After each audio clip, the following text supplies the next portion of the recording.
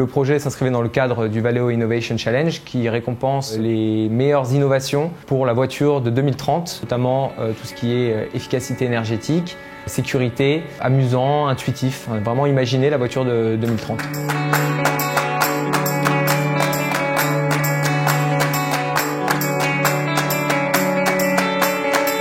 Aucun d'entre nous n'était vraiment un utilisateur de la voiture. On était plus des cyclistes où on voyait la voiture comme un danger. C'est ainsi qu'on a eu l'idée d'imaginer un système qui permettrait d'avertir l'automobiliste de l'arrivée d'un cycliste dans son angle mort, notamment quand il arrête la voiture. Pourquoi à l'arrêt? Parce que c'est là où les automobilistes font probablement le moins attention parce qu'ils s'estiment en sécurité, ils sont arrivés à l'endroit où ils voulaient, donc ils s'imaginent ne plus poser de danger pour la circulation. Or, il se trouve qu'il y a quand même énormément d'accidents. 20% des accidents de vélo à peu près mondiaux sont dus à ce genre d'accidents.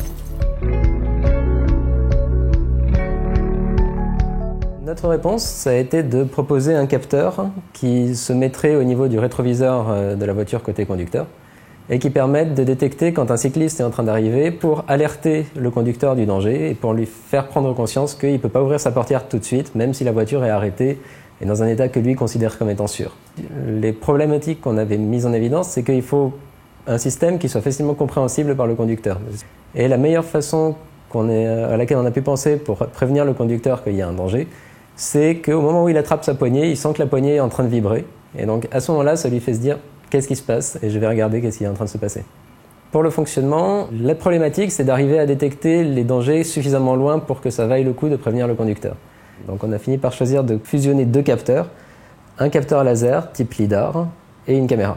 Donc le capteur laser, ça mesure des distances et donc à partir de ces distances-là, on arrive à déterminer la vitesse de l'objet et donc de savoir dans combien de temps est-ce qu'il va arriver sur nous.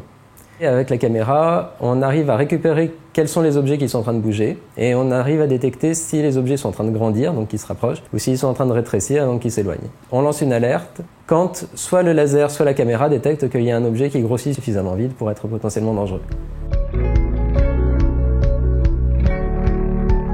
Alors aujourd'hui, le problème, c'est que l'un des capteurs principaux qu'on utilise pour nos acquisitions, c'est le LiDAR. Et celui-ci n'est pas présent dans les véhicules de série.